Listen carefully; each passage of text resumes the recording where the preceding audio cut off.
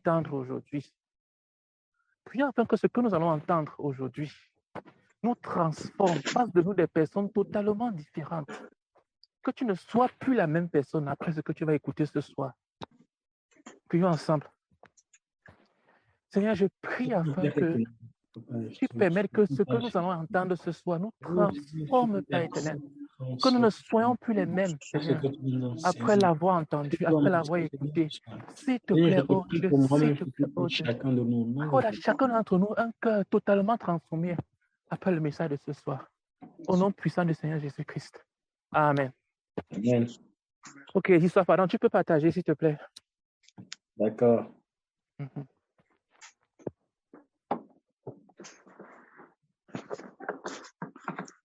Aujourd'hui, nous allons commencer un enseignement, je crois, en au moins 2 parties. Là, on voit tout ton écran, hein, J'espère. C'est quoi tout mon écran? C'est-à-dire ce qui est censé être présenté et ce qui est suivant. Ah, d'accord. OK. Donc, je disais que aujourd'hui, nous allons voir la vraie conversion. On va le faire en moins 2 parties. On va avoir une première partie aujourd'hui. Et la semaine prochaine, on verra une deuxième partie. C'est quelque chose de fondamental. Et vraiment, je prie le Seigneur qu'il nous ouvre à tous les yeux. Parce que si tu peux chercher à vivre la vie chrétienne alors que tu n'as pas encore la vie chrétienne, et ça va rendre la chose tellement compliquée et difficile. Pourquoi? Parce que le début a été mal fait. Il y a des personnes qui ont des difficultés académiques dans l'école. Pas parce qu'ils ne sont pas sachés, parce qu'il leur manque, ils ont des lacunes profondes. C'est-à-dire que les éléments de base, ils ne les ont pas bien fait. Lorsqu'on apprenait l'écriture, lorsqu'on apprenait à lire, lorsqu'on apprenait certaines choses, ils ont raté cette étape-là. Et du coup, ça ne les rattrape pas la suite. Il y a beaucoup de problèmes que tu peux rencontrer dans ta vie parce qu'il te manque des éléments fondamentaux de base. Des choses que tu n'as pas pris la peine de maîtriser à la base. Et tu es rapidement passé dessus. C'est pour ça que par la suite, tu confrontes des situations difficiles et tu ne sais pas comment les gérer. Pas parce que c'est difficile pour... Non, c'est parce que tu n'as pas les éléments de base pour pouvoir, n'est-ce pas, les résoudre. Donc, je voudrais aujourd'hui partager avec vous la vraie conversion à partir de la Bible pour que tu puisses, une fois de plus, t'examiner et te rassurer que vraiment tu es converti, que tu marches avec le Seigneur, que tu connais le Seigneur Jésus-Christ. Je voudrais que tu écoutes cet enseignement, pas seulement par rapport aux autres, mais d'abord par rapport à toi, pour t'examiner d'abord toi-même à la lumière des Écritures, la Bible que nous allons lire, et également que tu puisses examiner également ceux qui sont autour de toi. Parce que si tu appelles chrétien quelqu'un qui n'est pas chrétien, d'après ce que la Bible enseigne, tu es en train de le séduire et tu es en train de l'envoyer en enfer. Parce que si tu laisses quelqu'un qui vit dans le mensonge et que tu lui fais croire, toi qui es un enfant de Dieu, que lui, qui n'est pas un enfant de Dieu, est un enfant de Dieu. La Bible dit que ça s'appelle la séduction. Donc, il faut également que tu puisses connaître à quoi ressemble un véritable enfant de Dieu. Qu'est-ce que c'est qu'une vraie conversion?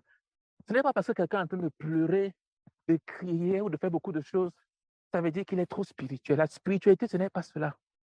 Il y a des éléments bibliques que nous allons partager ce soir pour savoir vraiment c'est quoi la vraie conversion. À quoi est-ce que cela, n'est-ce pas, correspond? Donc, nous allons commencer comme d'habitude par une recommandation de lecture de livres à lire. Je vais vous présenter une introduction et ensuite on fera le reste. Bon, Christophe, il n'y a pas de souci. Donc, non, c'est bon, ça va. Non, on revient sur les recommandations, il n'y a pas de souci. Donc, comme recommandation, je vous conseille fortement de lire le livre Le chemin de la vie. C'est un livre qu'il faut lire au moins une fois chaque année. C'est fondamental la lecture de ce livre, absolument, parce que ça établit, n'est-ce pas, les bases d'une vie chrétienne. Si tu n'as pas encore lu ce livre-là, s'il te plaît, procure-toi. Et un autre livre, L'amour et le pardon de Dieu, qui est un condensé du chemin de la vie. Disciple coûte que coûte. Parce qu'il y a des personnes que lorsqu'ils écoutent l'évangile, ils sont rapidement ouverts pour accepter. Parce qu'ils n'ont pas parce qu'ils n'ont pas compris en profondeur c'est quoi l'évangile, c'est quoi la bonne nouvelle, c'est quoi la parole de Dieu. Pour eux, c'est quand ils écoutent la parole de Dieu, c'est devenir chrétien, c'est adhérer à une nouvelle religion, c'est être membre dans un nouveau groupe. Non. On va voir aujourd'hui la définition clairement de c'est quoi être chrétien. Ensuite, il y a d'autres livres, La célébrité, un masque, pour tous ceux qui s'appuient sur les choses du monde. Et enfin, es-tu réellement un disciple du Seigneur? Bon, je vais changer ça, c'est plutôt qui est réellement un disciple du Seigneur Jésus. OK. En guise d'introduction, tu peux passer à la prochaine diapo, s'il te plaît, Giswa. OK. C'est quoi un être humain? La science a une définition de l'homme en tant que l'homme avec grand H, c'est-à-dire homme et femme. Une définition scientifique. Mais je vais vous donner aujourd'hui une définition telle que Dieu la conçoit.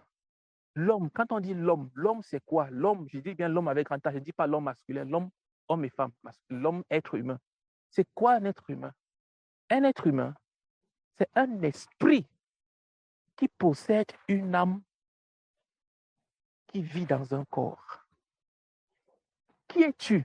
En réalité, tu es un esprit. L'être humain est un esprit qui a une âme qui vit dans un corps. Je vais reprendre. Un être humain, c'est un esprit. Un esprit.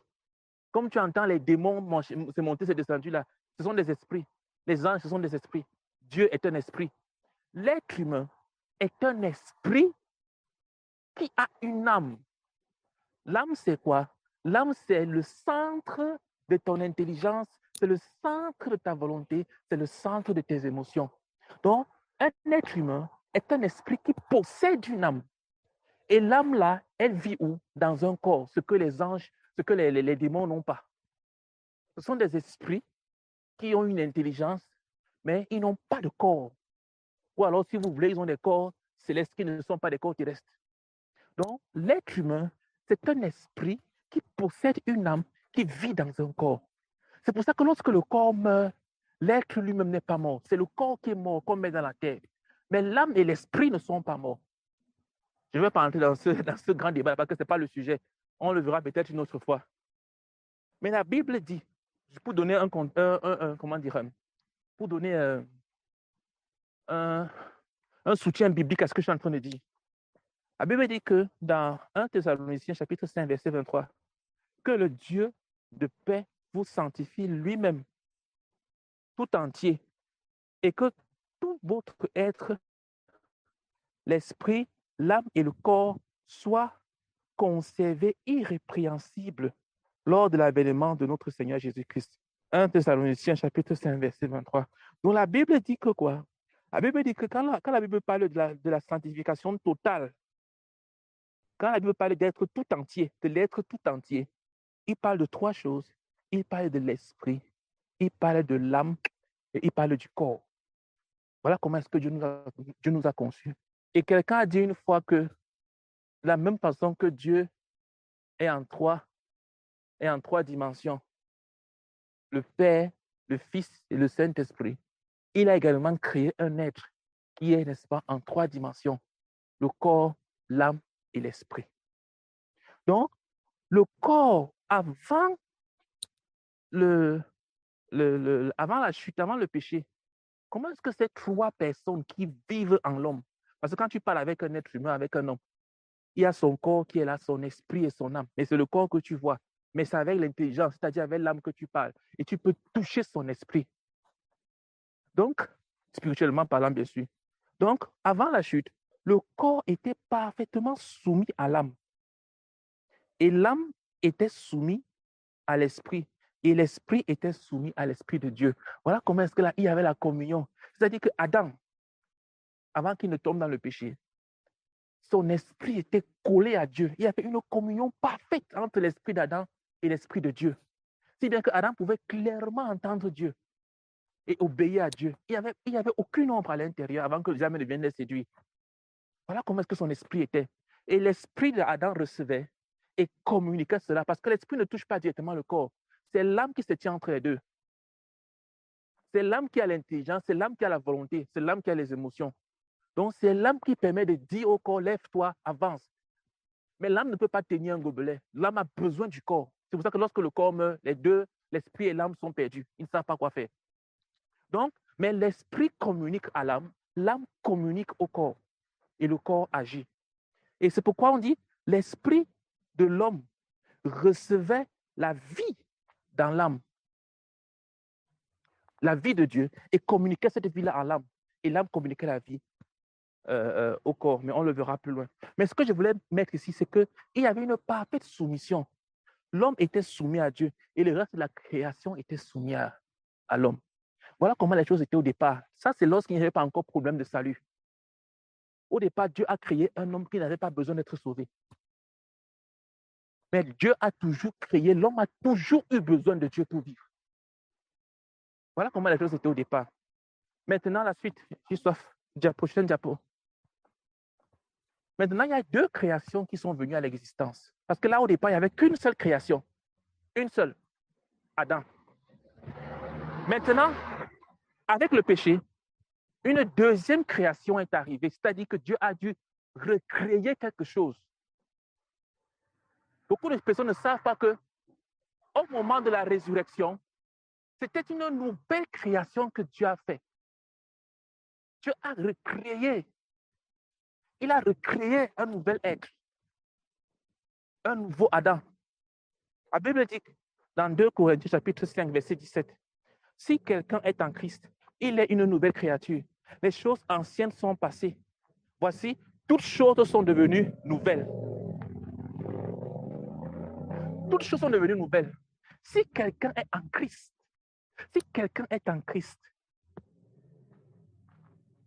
il est une nouvelle création. J'insiste dessus parce que les gens considèrent souvent que les chrétiens, c'est quelqu'un qui s'est amélioré. On dit un chrétien, oh, il est devenu gentil, il est devenu bon, il est devenu doux, il est devenu tendre. Oui, ça, ce sont des produits de la vie chrétienne. Mais ça n'est pas ça qui définit un chrétien. Un chrétien est une nouvelle créature. C'est une nouvelle personne. Ce n'est plus la même personne. Et j'ai maintenant réécrit le même verset dans une sorte d'interprétation. Si la Bible dit que si quelqu'un est en Christ, il est une nouvelle créature. Ça veut dire que si quelqu'un n'est pas en Christ, il n'est pas une nouvelle créature. C'est une ancienne création. C'est une ancienne création. Puisque la Bible dit que la nouvelle création, c'est ceux qui sont en Christ. Ça veut dire que si on parle de nouvelle, ça veut dire qu'il y a ancienne. Et qu'est-ce qui caractérise la nouvelle? C'est la présence de Christ. Donc, si Christ n'est pas là, ça veut dire qu'on est confronté à l'ancienne création. Or, aucun être humain ne naît avec Christ en lui. Les enfants ne naissent pas étant chrétiens. Les enfants ne naissent pas avec l'Esprit de Dieu qui habite en eux. Les enfants ne naissent pas étant chrétiens. Aucun enfant ne naît sauvé.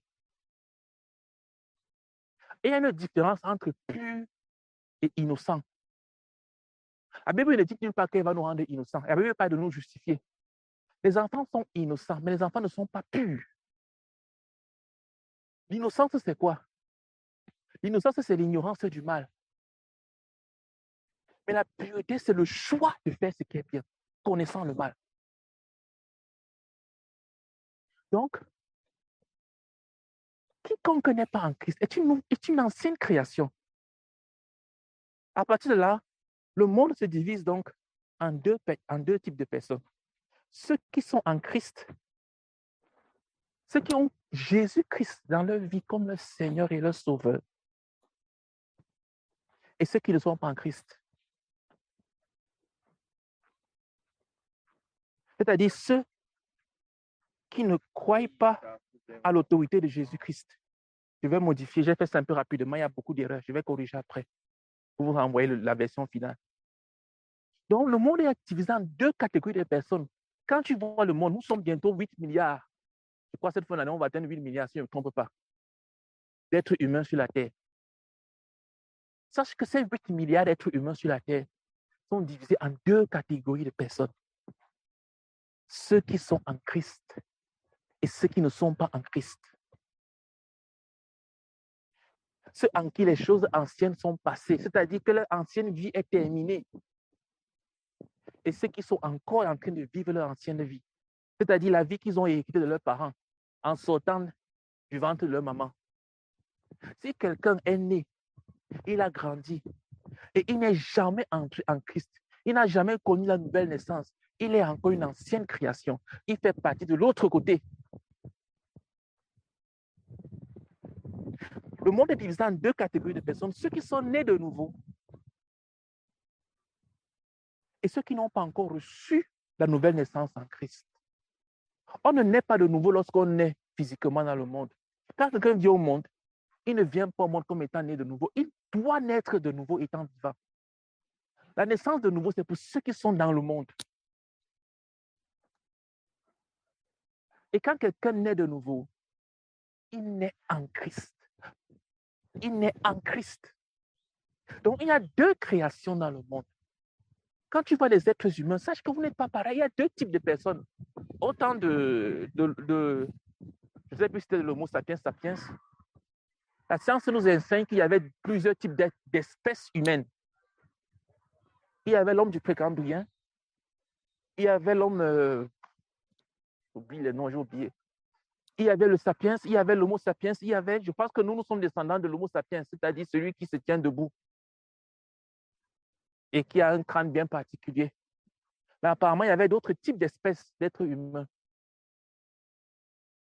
Beaucoup de personnes ne savent pas que la Bible confirme qu'il y avait plusieurs espèces humaines. Pourquoi? Parce que dans la Genèse, il y a un passage où la Bible dit que les anges, lorsque les filles des hommes ont commencé à se multiplier sur la terre, la Bible dit que les anges, les fils de Dieu ont vu qu'elles étaient belles et ils sont descendus sur la terre pour coucher avec elles et ils ont eu des enfants d'elles. Et ces enfants-là étaient des géants sur la terre.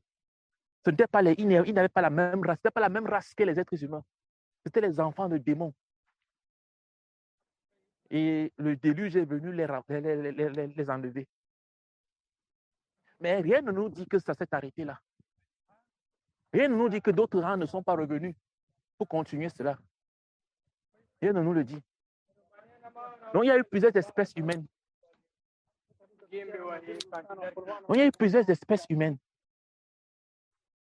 Mais ce dont je suis en train de parler ici, là, c'est qu'il n'y a que 2 créations. Quelles que soient les espèces humaines, il n'y a que 2 créations. Ceux qui sont en Christ et ceux qui sont sans Christ. Ceux qui sont nés de nouveau et ceux qui ne sont pas nés de nouveau.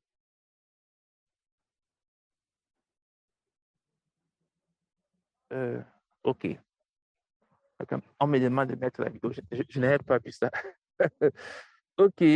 Juste, pardon, passe au diapo suivant. Mais avant de revenir, de passer dessus, je voudrais quand même dire quelque chose. Si tu peux, reviens un peu sur la dernière diapo.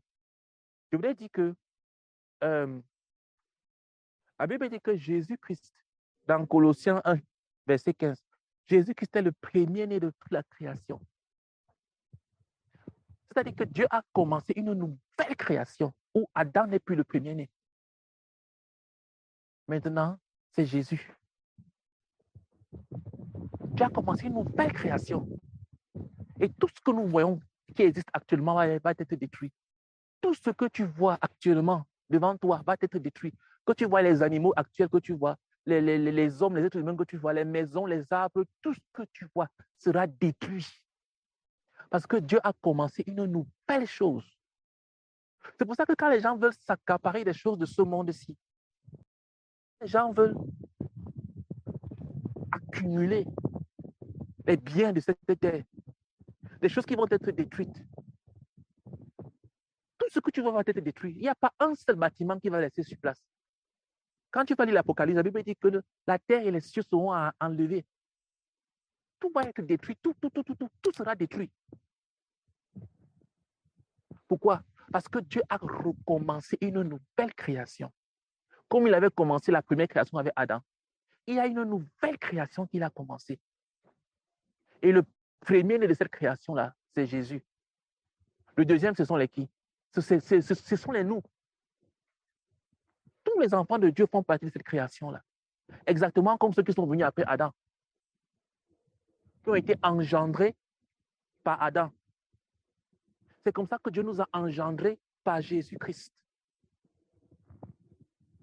Je prie que Dieu t'accorde la révélation pour comprendre ce que je suis en train de dire.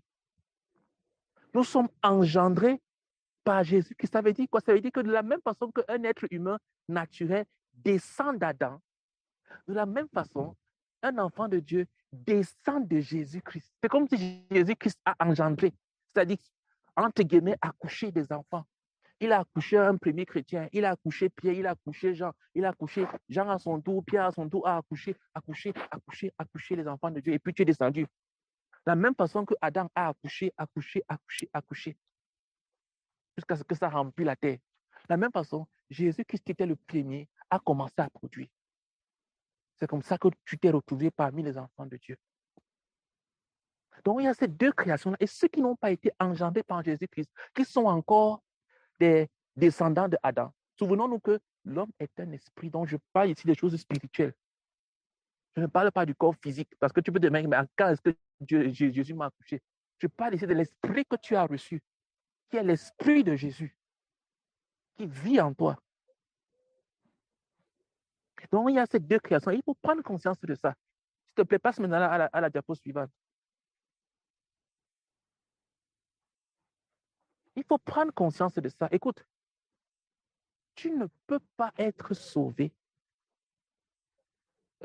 si tu n'as pas... j'ai soif, s'il te plaît. Voilà, merci.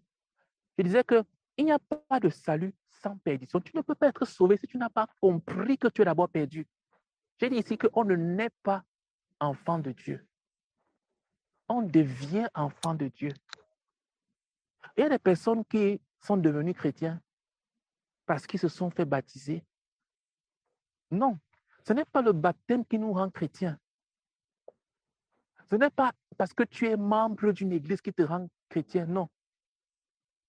Il y a un prérequis avant d'être sauvé. Il faut que tu sois d'abord perdu. Or, si quelqu'un n'a pas compris qu'il est perdu, il ne peut pas être sauvé. C'est pour ça que beaucoup de personnes ont des vies chrétiennes contrefaites. Ils vivent dans le christianisme comme s'ils vivaient dans le monde. Ils sont à l'église, mais ils vivent parfaitement comme s'ils vivaient dans le monde. Ils s'entendent très bien avec les gens qui ne connaissent pas Dieu. Ils partagent les mêmes ambitions. Ils aiment la célébrité. Ils aiment quand on les célèbre. Ils aiment quand on les élève. Alors que la Bible, de la propre bouche de Jésus, il a dit que ce qui est élevé dans le monde est une abomination devant Dieu. Voilà ce que Jésus-Christ a dit. Que ce qui est élevé dans le monde est une abomination devant Dieu. Et Jésus a dit que le monde ne peut vous aimer. Le monde ne peut vous aimer. Le monde va vous haïr parce qu'il m'a haï le premier. Donc, un enfant de Dieu qui est célébré, qui veut être célébré, qui veut être admiré du monde, c'est parce qu'il n'a rien compris. Et pourquoi il n'a rien compris? Parce qu'il est devenu chrétien sans comprendre qu'il était perdu. Il faut d'abord que tu comprennes que tu es perdu. Dieu ne peut pas te sauver si tu n'es pas perdu. Et tu ne peux pas voir le salut de Dieu si tu n'as pas vu que tu es perdu. Si tu n'as pas vu que tu vas en enfer, que tu mérites l'enfer. Donc, si tu as dormi, tu t'es réveillé, tu as vu que tu étais chrétien. C'est une fausse conversion. Si tu allais quelque part, tu as vu que les gens faisaient des beaux chants. On chantait très bien dans l'église ici, des belles chansons. Et puis tu as aimé ça. C'est une fausse conversion. Tu es un faux chrétien. Tu n'es pas chrétien du tout. Si tu allais quelque part, et puis tu écoutais quelqu'un, comment est-ce qu'il prêchait, il avait une bonne parole, il disait de bonnes choses, ça t'a plu. Tu as dit vraiment, c'est très bien. J'aime la manière de faire ici, là. On ne devient pas chrétien parce qu'on aime la manière de faire. Si tu es devenu chrétien parce que tu apprécies comment est-ce que dans l'église ici, les gens font. Tu aimes la façon dont les gens parlent ici, là, ça te plaît. Écoute, tu es un faux chrétien. Tu n'as jamais cru au Seigneur Jésus-Christ. Tu n'es pas un enfant de Dieu. Tu n'es pas un enfant de Dieu. Tu es membre de cette église, mais tu n'es pas un enfant de Dieu. Tu n'es pas un enfant de Dieu. Si tu ne t'es pas vu perdu dans ton péché, méritant l'enfer, si tu ne t'es pas vu totalement égaré, si tu n'as pas vu ton besoin de Dieu, tu ne peux pas voir la main de Dieu dans ta vie. Les gens qui n'ont pas expérimenté la perdition, ils ne peuvent pas expérimenter le salut. Tu ne peux pas être sauvé de manière inconsciente. Il y a un moment où tu vas remarquer que tu es vraiment perdu. Que non, toi, tel que tu es là, si tu meurs au moment-ci, là, tu vas là en enfer. C'est de ça que je parle. Quand quelqu'un sait qu'il est perdu, il reconnaît que tel qu'il est, s'il meurt, il ira tout droit en enfer. Quand c'est clair dans ton esprit comme ça, tu es sur le chemin du salut. Mais si pour toi, tu as toujours été sauvé parce que tu es né dans une famille chrétienne, là où on priait chaque matin, là où il y avait la prière chaque matin, là où, je ne sais pas, on chantait les cantiques chaque matin. Tu as grandi comme ça. On allait à l'église, on lisait la Bible. Et puis, tu as grandi dans cet environnement-là, allant à l'église fidèlement. On t'a enseigné à ne pas faire les mauvaises choses. Tu as grandi avec une bonne moralité. Tu ne bagarrais pas. Tu ne fumais pas. Tu ne te droguais pas. Et puis, tu as grandi comme ça. Et puis, tu as continué à aller à l'église. Tu ne sautais pas avec les mauvaises personnes. Tu n'étais pas avec les mauvaises compagnies. Écoute, ça ne fait pas de toi une chrétienne ou un chrétien. Tu es toujours perdu. Il faut que Dieu t'ouvre les yeux, que tu puisses voir que tu es perdu, que tu puisses voir que tu fais partie de l'ancienne création, que tu puisses comprendre que tu n'as pas encore expérimenté la nouvelle création, la nouvelle naissance de Dieu. On ne devient pas chrétien parce qu'on a beaucoup étudié la Bible. Ce n'est pas au travers des études. Ce n'est pas au travers des études.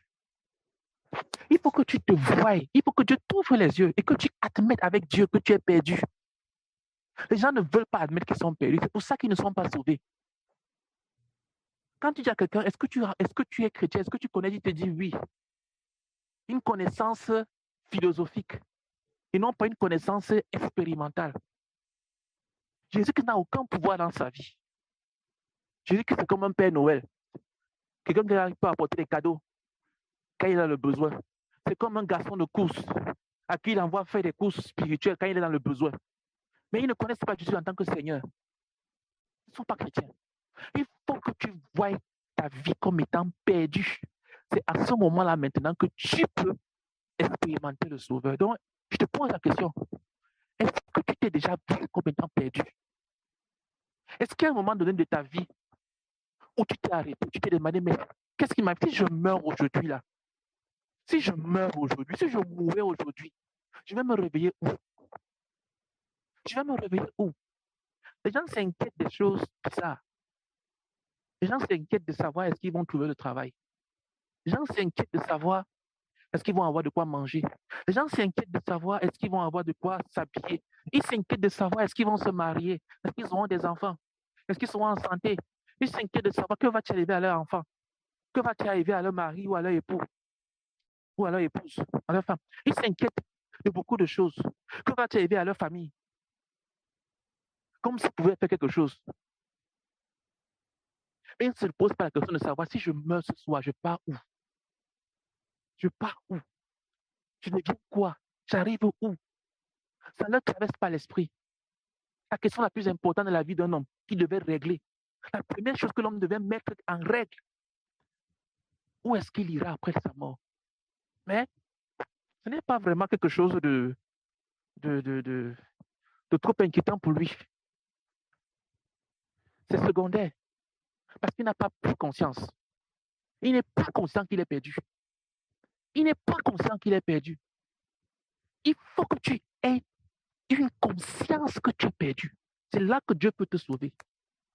Est-ce que tu as déjà pris conscience avant de devenir aujourd'hui chrétien, que tu chantes les cantiques, tu pars à l'église?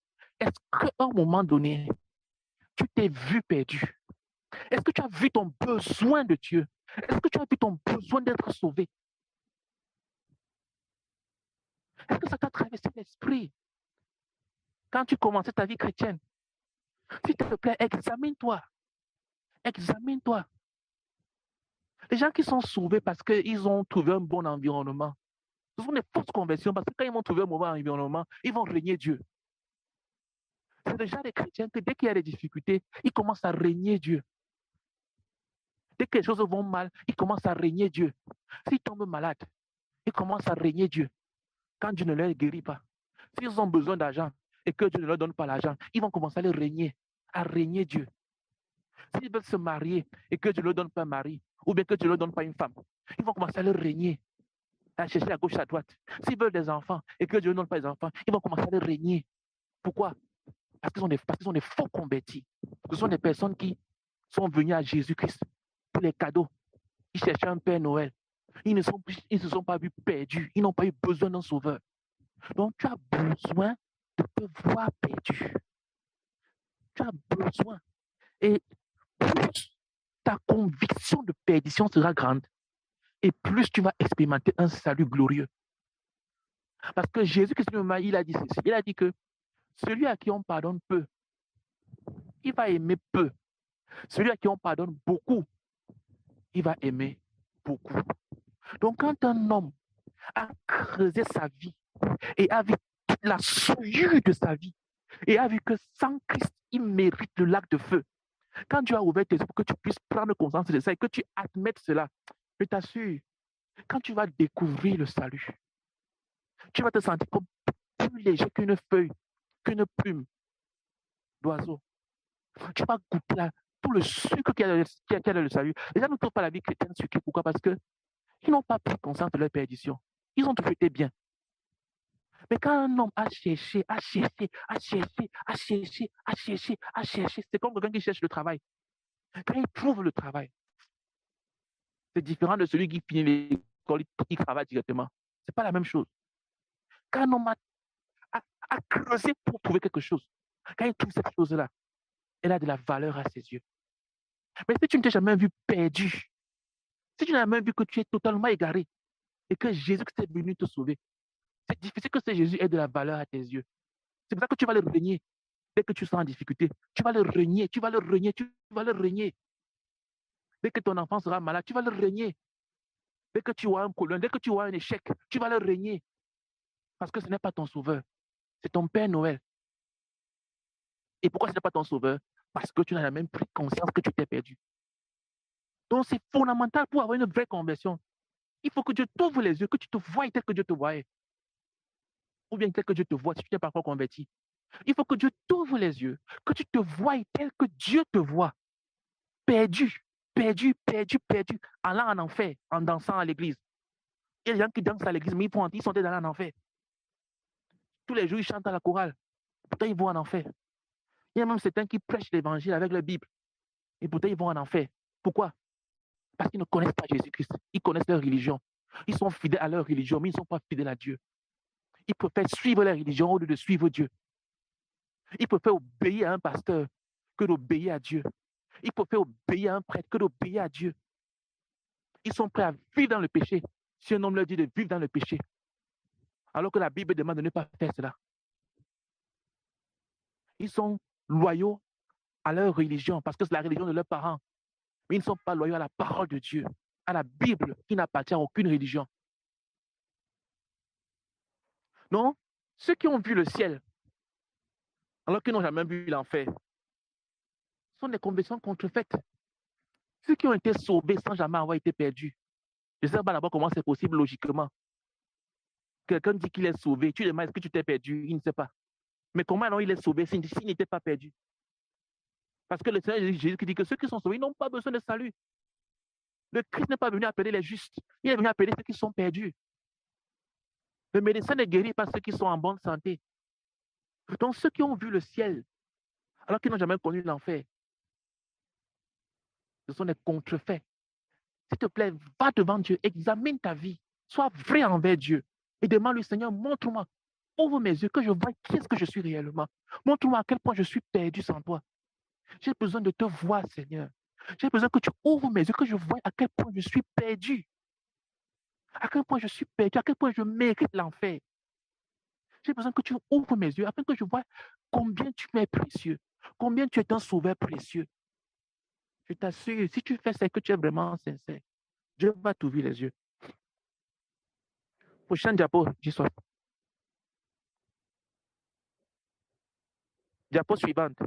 Merci. La recherche du salut. Écoute, je veux nous encourager, nous tous. C'est que quiconque recherche réellement le salut, il va trouver cela. Si dans ton cœur, tu recherches réellement Dieu, je t'assure, tu vas le trouver. Dieu sauve tous ceux qui veulent réellement être sauvés. Il n'y a personne qui ira en enfer par accident. Les gens qui vont en enfer ne sont pas ceux qui ont péché. Non, ce sont ceux qui ont refusé Dieu. Ils ont refusé le salut de Dieu. Parce que Dieu a mis dans la conscience de l'homme son besoin de Dieu. C'est pour ça que tous les êtres humains, même ceux qui ne croient pas en Dieu, même ceux qui se disent athées, ils ont toujours un côté spirituel, même caché, noir. Tu vas voir quelqu'un qui a besoin d'être dans une secte parce qu'il est dans un grand poste. Pourquoi est-ce qu'il va dans une secte? Pourquoi est-ce qu'il fait des choses sectariennes? Pourquoi? Parce qu'il a un besoin d'un sauveur. Il a besoin d'une protection.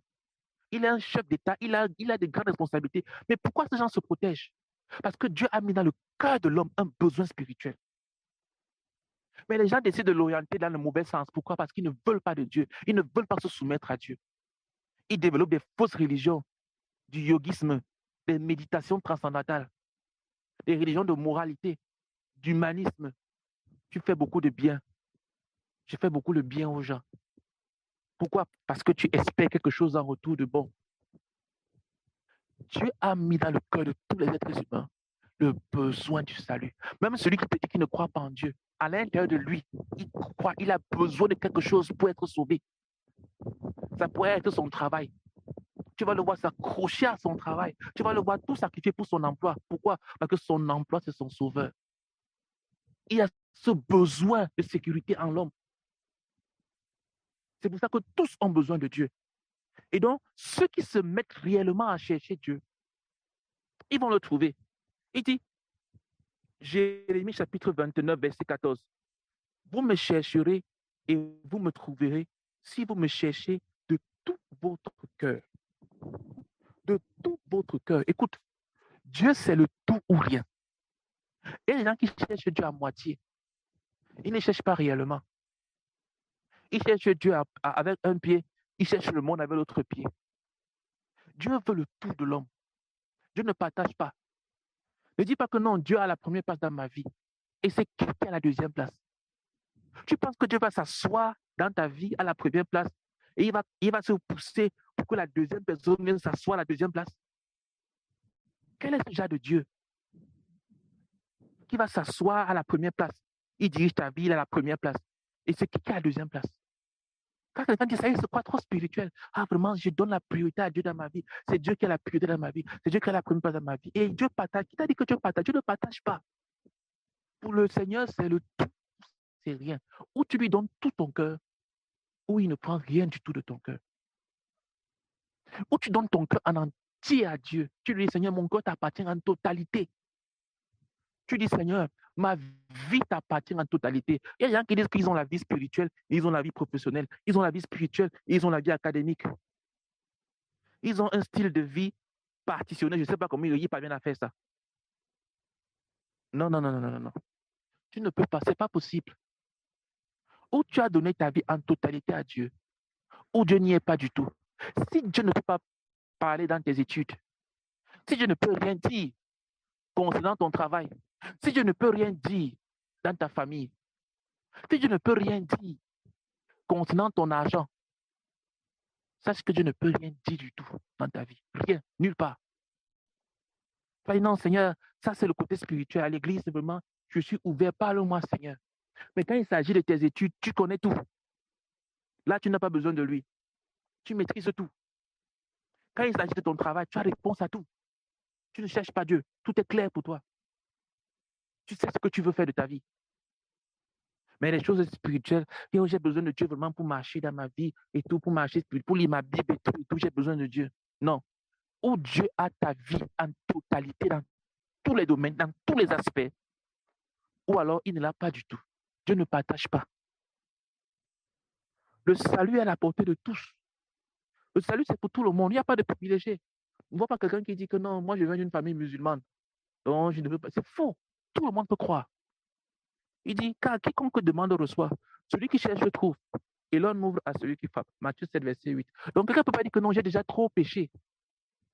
J'ai commis des abominations, donc moi, je ne peux plus être sauvé. Ou bien ne voir pas un être humain et tu décides que cet être humain-là, il va se mal en enfer parce qu'il est trop méchant. Tu entends un athée maudit Dieu, maudit Jésus, maudit fait la religion, maudit fait faire du mal aux gens. Et tu décides que non, lui, là, vraiment, sa place est déjà réservée en enfer. Jésus dit que quiconque cherche, trouve. Quiconque, qui que tu sois, si tu cherches le Seigneur, tu vas le trouver. Si tu le demandes, tu vas le recevoir. Si tu frappes, Dieu va t'ouvrir. Quiconque, quiconque, qui que tu sois, quel que soit ton passé, quel que soit ton avenir, et qui que tu vois, ou qui que tu connaisses. Donc que personne ne perd d'espoir. Et Dieu n'a précondamné personne. Donc il n'y a pas de gens que Dieu qui sont nés, Dieu a dit que ceux-ci vont aller en enfer. C'est-à-dire que je les crée pour qu'ils aillent en enfer. Je ne connais pas ce genre de personnes-là. Je n'ai pas mis le passage, mais c'est dans les écrits de Paul. Il dit qu'à devant Dieu, il n'y a point d'acception de personne. Dieu ne fait de favoritisme de personne. Il n'y a personne qui est son favori. Dieu n'a pas un favori pour dire que non, celui-ci c'est mon favori. Que lui là, il peut pécher, j'accepte. Dieu n'a pas de favori. Même son propre fils sur terre, Dieu est juste. Il n'a pas de favori. Il n'y a pas que certaines personnes qui disent non, vraiment, moi je peux croire facilement. D'autres se disent pourquoi ils croient, c'est difficile. Non, non, non, pas du tout. Et c'est la volonté de Dieu que tous les hommes soient sauvés. Tous les hommes, tous les hommes, tous les hommes. Ce que Dieu veut, c'est que tous les hommes soient sauvés. Tous les hommes, tous les hommes, tous les hommes, tous les hommes, tous les hommes. Donc, quand tu vois quelqu'un de ta famille qui n'est pas encore sauvé, sache que ce que Dieu veut, c'est que cette personne soit sauvée. Quand tu vois un voisin qui n'est pas encore sauvé, ce que Dieu veut, c'est que ce voisin soit sauvé. Quand tu vois un ami qui n'est pas encore sauvé, ce que Dieu veut, c'est que cet ami soit sauvé. Quand tu vois un collègue qui n'est pas encore sauvé, ce que Dieu veut, c'est que ce collègue soit sauvé. Quand tu vois un camarade qui n'est pas encore sauvé, ce que Dieu veut, c'est que ce collègue soit sauvé. Et si toi-même tu n'es pas encore sauvé, ce que Dieu veut, c'est que tu sois sauvé. Donc, quiconque est encouragé à rechercher, il va trouver. Il va trouver. Diapo suivante, histoire. Il va trouver. Et le salut de Dieu, ça produit toujours un soulagement dès que tu le reçois. Les gens qui ont trouvé le salut de Dieu, ce n'est pas le hasard. Tu ne peux pas dormir, te réveiller le matin, tu découvres que tu es sauvé. Non. Il y a comme quelque chose qui va descendre de tes épaules. Tu ne vas pas te sentir plus léger, comme je disais, comme plus léger qu'une plume d'oiseau, de pigeon. Quand tu découvres le salut de Dieu, c'est comme une révélation. Ce ne sont pas des études techniques. C'est-à-dire, Dieu t'ouvre les yeux, que tu vois, ah, donc c'est ça. Donc en fait, c'est ça. Donc c'est ça. Je vous assure, ce n'est pas le catéchisme que tu peux t'asseoir chaque jour, on t'enseigne la parole de Dieu jusqu'à ce que tu sois sauvé. Ça, ce n'est pas le salut de Dieu, ça. Ça, c'est un faux salut.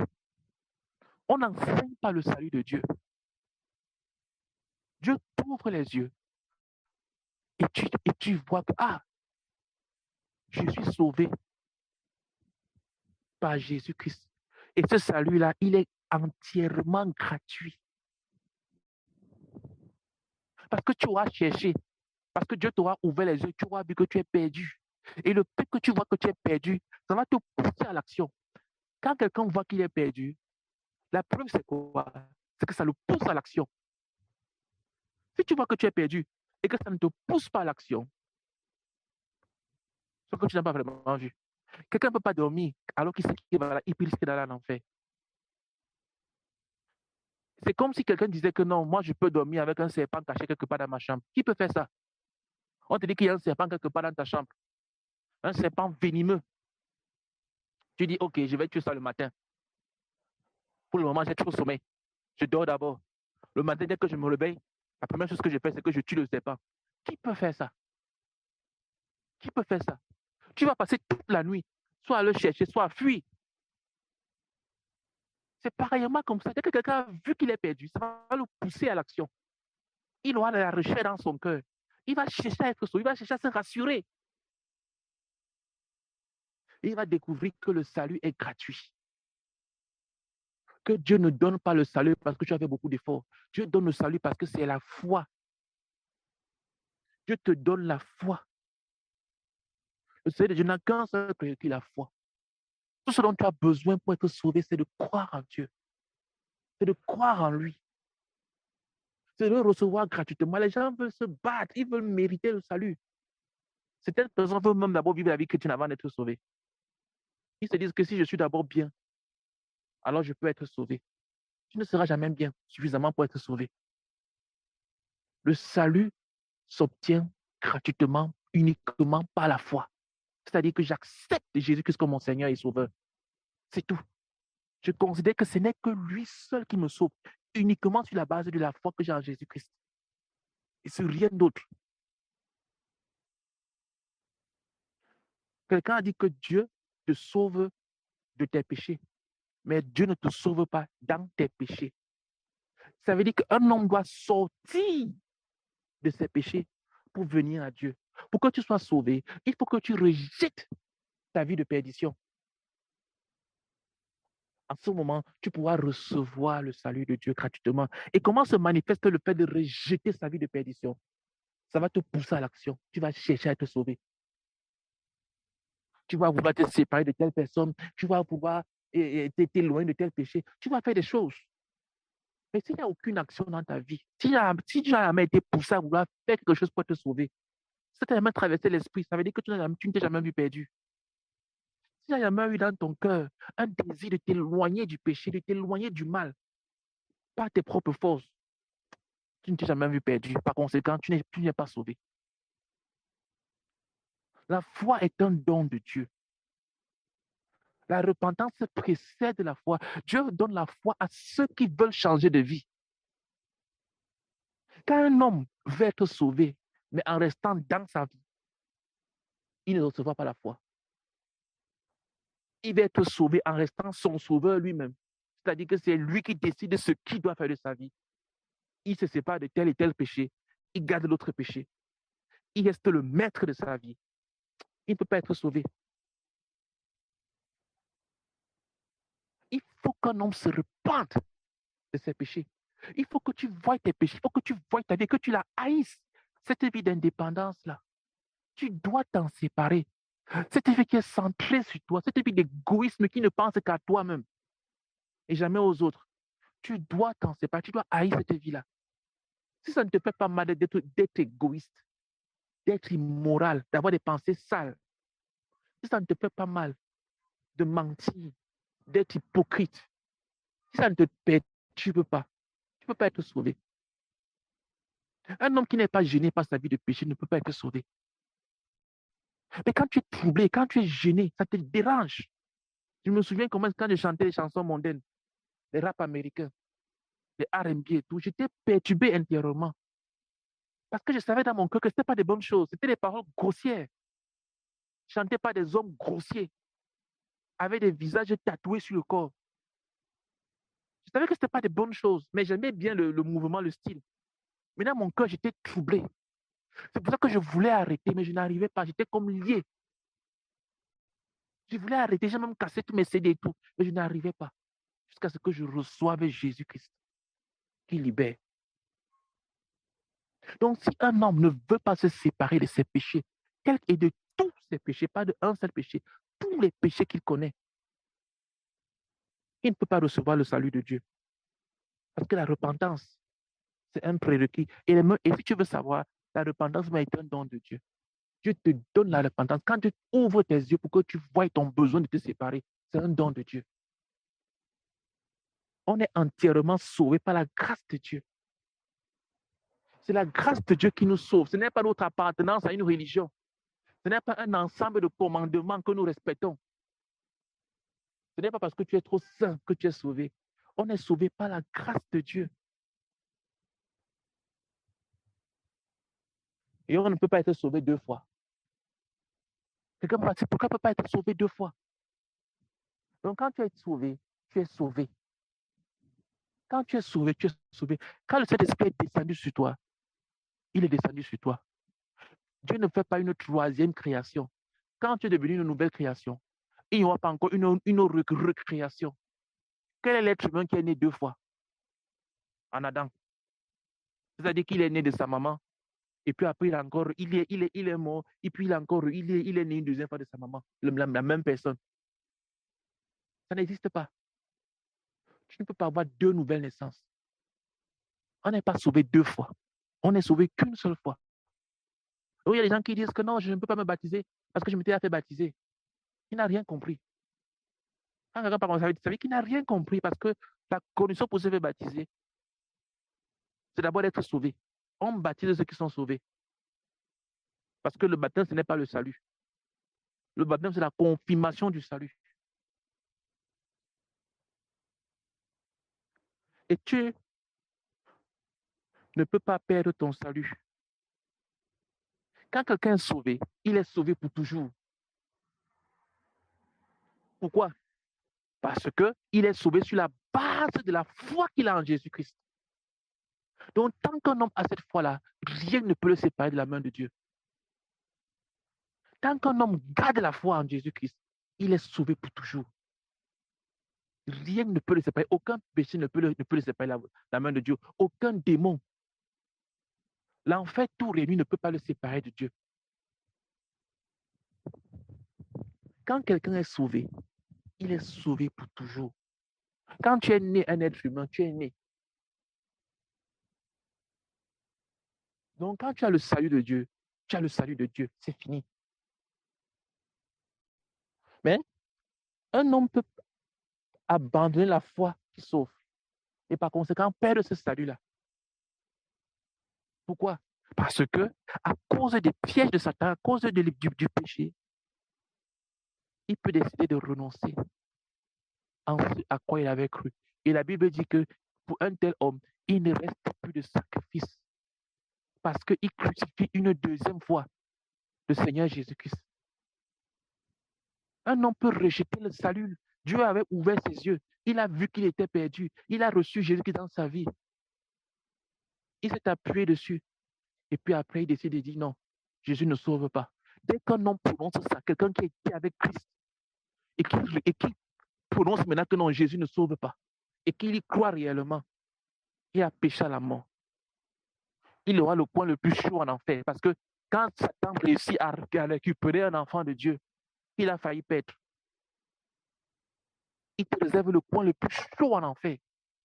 Quelqu'un dit que l'endroit où il y a le plus de chaleur, c'est là où il y a les enfants de Dieu, en enfer. Parce que quand Satan a réussi à les récupérer, à les reprendre, il se venge de toutes ses forces sur eux.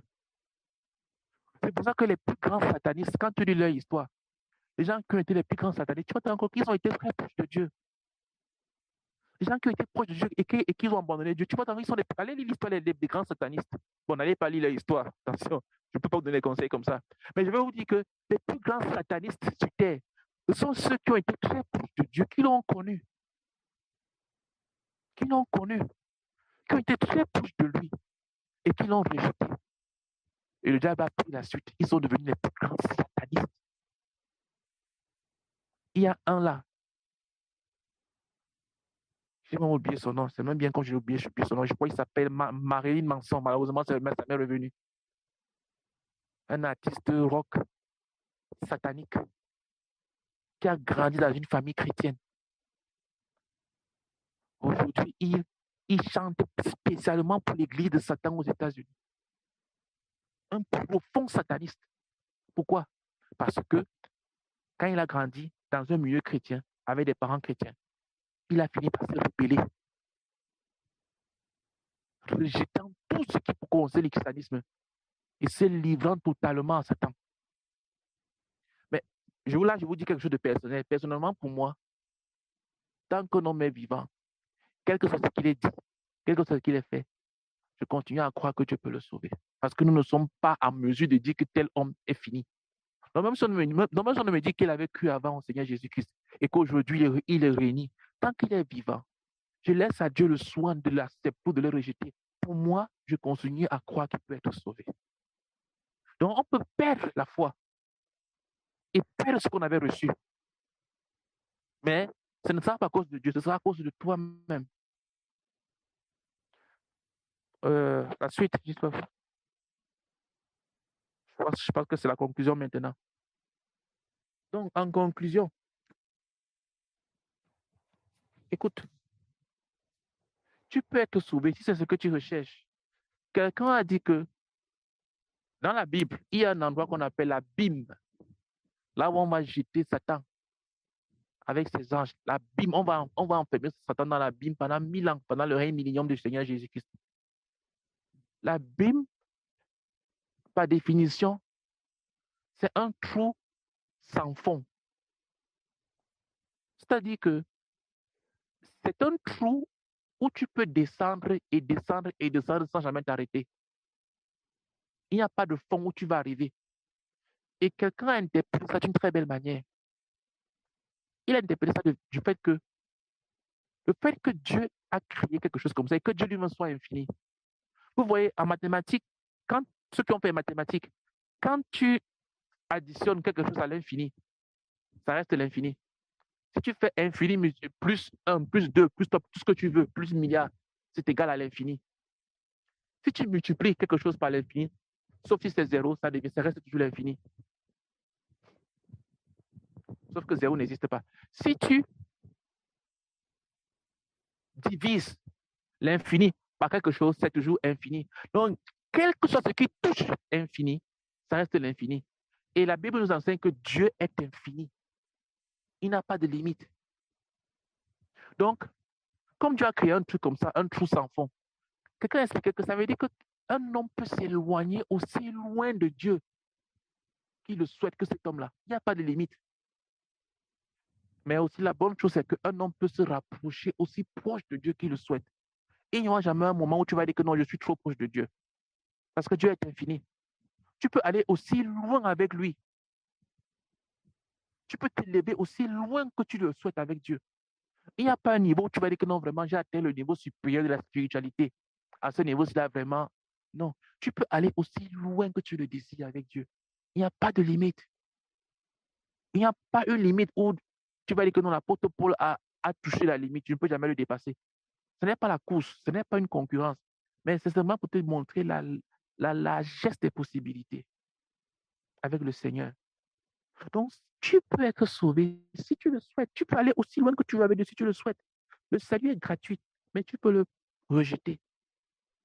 Dieu peut t'offrir des choses. Dieu peut ouvrir tes yeux au travers des enseignements comme tu écoutes comme ça. Il peut toucher ton cœur, te pousser à prendre certaines décisions, à faire certaines choses.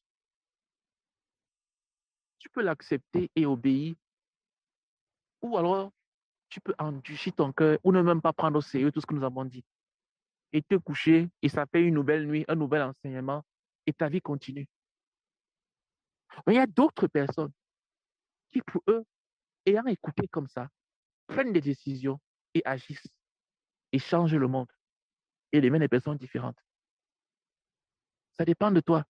Donc, tu peux écouter, recevoir le salut de Dieu, comme tu peux rejeter. Dieu ne te force pas, Dieu ne veut pas des robots.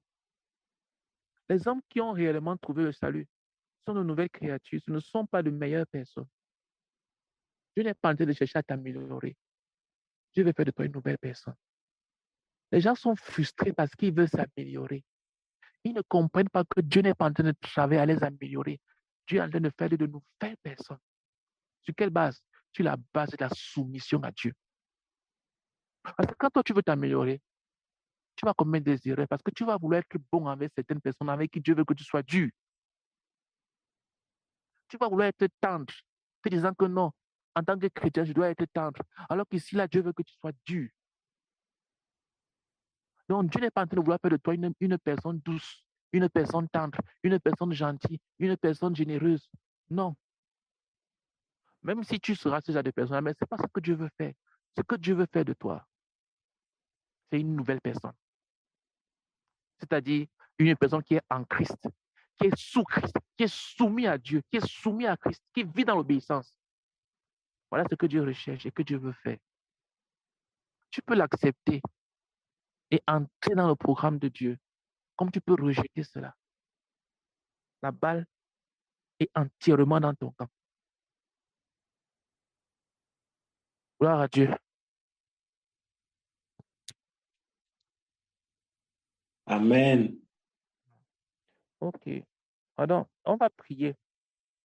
On va s'arrêter là pour ce soir. On va prier et puis on va se séparer. La semaine prochaine, on va voir le processus. Je crois qu'on va juste faire ça en deux parties. Donc, la partie d'aujourd'hui, la semaine prochaine, on verra simplement comment est-ce qu'on devient un enfant de Dieu, comment avec commence la repentance, la vraie repentance et la foi. On va voir ces deux parties-là. La vraie repentance et la foi. Comment est-ce que je me repens et comment est-ce que j'acquiers la foi. Voilà les deux choses qu'on verra la semaine prochaine. Prions que s'il n'y a pas de questions, est-ce qu'il y a des questions? Pas de questions. OK. Prions que le Seigneur nous ouvre les yeux afin que nous puissions nous voir tels que nous sommes à ses yeux. Nous avons besoin. Quand Dieu ouvre les yeux d'un homme qui se voit tel qu'il est devant Dieu, cet homme fera du bruit, il ne sera plus jamais la même personne.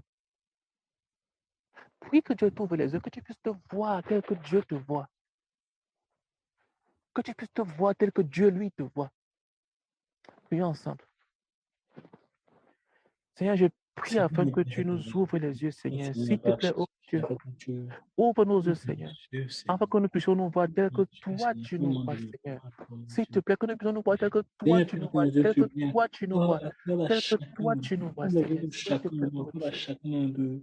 Chacun de se voir comme tu peux voir, Seigneur. Au nom de Jésus-Christ. Amen. Amen.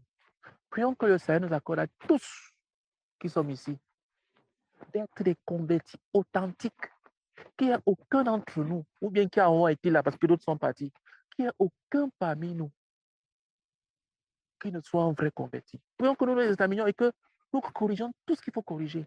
Si nous avons des lacunes, des choses que nous n'avons pas bien fait au début de notre conversion, que ça nous ouvre les yeux pour nous dire que voilà ce qui manque, il faut que tu ailles corriger ça.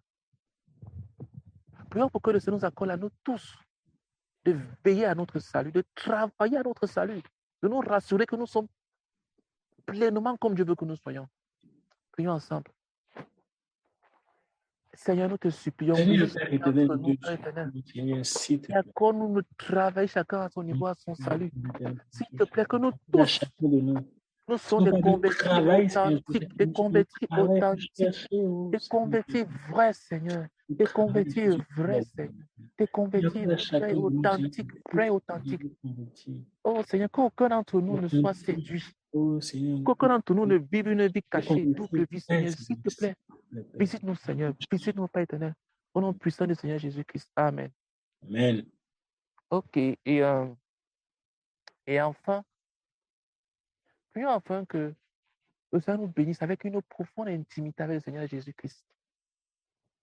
Que chacun d'entre nous puisse vivre une profonde intimité avec Jésus. Tu peux avoir des difficultés, tu peux avoir des problèmes, mais s'il te plaît, garde les yeux fixés sur Jésus. Garde les yeux fixés sur Jésus. Garde les yeux fixés sur Jésus. Garde les yeux fixés sur Jésus. Pas sur la religion, sur Jésus. Prions que le Seigneur nous bénisse chacun d'entre nous avec une vie d'intimité avec Jésus. Prions ensemble. Seigneur, Père éternel, je te Prions, oh Dieu, bénis chacun d'entre nous, prie, Père, Seigneur, avec une vie profonde d'intimité avec toi, Seigneur. S'il te plaît, Seigneur Jésus-Christ, accorde-nous une vie d'intimité, une vie d'intimité, une vie d'intimité profonde avec toi, Seigneur. Accorde cela à chacun d'entre nous, Seigneur, s'il te plaît. Chacun de nous, d'avoir une relation intime, profonde avec toi. Oh, Seigneur. Amen. Amen. Ok. On a fini. Il a la même prière là. Véronique, prie pour clôturer. Et puis on se sépare. Véronique est connectée.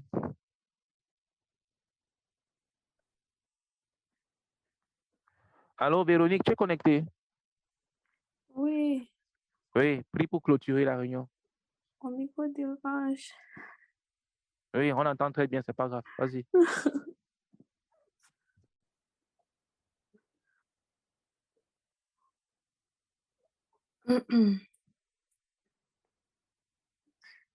Seigneur, te disons merci pour ce moment d'enseignement, Papa. Merci d'avoir conduit le frère Thierry à nous enseigner, Seigneur. Papa, garde ces enseignements en nous et que nous puissions mettre ça en pratique. Au nom du Seigneur Jésus-Christ, Amen. Amen. Ok. Oh. Bonne nuit à tout le monde. Bonne nuit, Johanna. Bonne nuit, Kofi. Bonne nuit. Merci. Bonne nuit, Ennis. Dormez bien. Allez, Bye bye. salut. Mhm. Bonne soirée à tous. À la Bonne soirée. prochaine. Soirée. Bye bye. Bye.